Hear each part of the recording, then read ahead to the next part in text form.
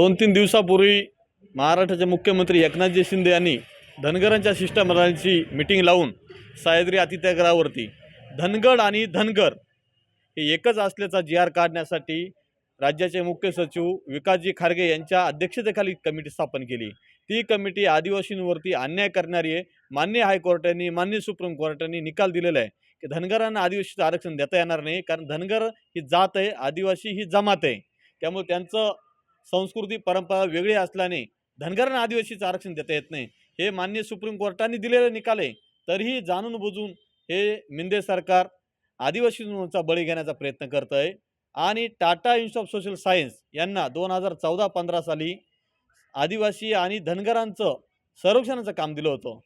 Tata institute of social science टीसने अहवाल राज्य शासनाला सादर केला आहे की धनगर आणि आदिवासींची संस्कृती वेगळी असल्यामुळं धनगरांना आदिवासीचं आरक्षण देता येत नाही।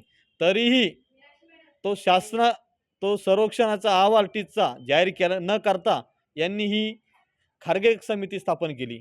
ही खारगे समिती आदिवासीचा बळी घेणारे असल्याने जर जी आर निघाला तर आदिवासींवरती मोठा अन्याय होईल। त्या निषेधार्थ आज जिल्हाधिकाऱ्यांच्या माध्यमातून मुख्यमंत्र्यांना आज आम्ही हे निवेदन पाठवणार आहे। जर मुख्यमंत्र्यांनी या निवेदनाची दखल घेतली नाही तर आदिवासी भागातलं जे पाणी आहे मुंबई मराठवाडा जाणार ते आम्ही रात्रीतून त्या नळकांड्या सगळ्या फोडून टाकून मुंबई मराठवाड्याचं पाणी बंद करून टाकू।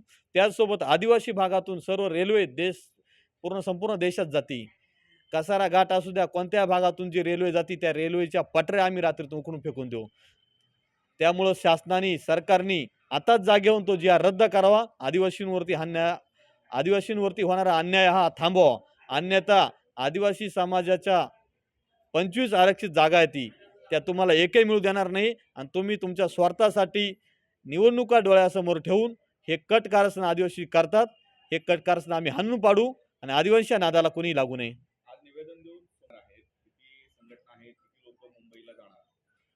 विधान भवन मुंबई येथे सर्व आदिवासी, आजी माजी मंत्री, आजी माजी आमदार खासदार, सर्व संघटना पदाधिकारी आणि कार्यकर्ते, सर्व पक्षात आदिवासी समाजाचे असलेले कार्यकर्ते सगळ्यांची एक वैचारिक बैठक होणार आहे आणि त्या बैठकीमध्ये या खारगे समिती संदर्भाच्या विरोधात आणि या महायुती सरकारच्या विरोधात एक निर्णय घेतला जाईल आणि पुढील आंदोलनाची दिशा 23 सप्टेंबर 2023 रोजी ठरवण्यात येईल।